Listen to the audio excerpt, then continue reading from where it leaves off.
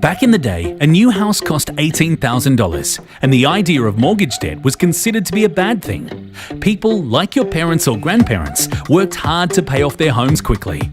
Today, the average Australian house costs over $600,000, and people are starting to think a little differently about how they use debt to help them build wealth. Here's an example. Tom and Julie have a 30-year home loan and are paying off about $10,000 in principal each year. After 10 years, assuming a few variables, they would have paid roughly $120,000 to $150,000 off their home loan. It will all be paid off eventually, but it's a slow way of doing it. Now, let's say they used the equity in their home and borrowed some money as a deposit for an investment property.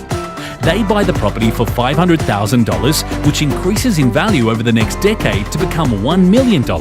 In just 10 years, they've made a $500,000 profit, assuming a 7% growth rate.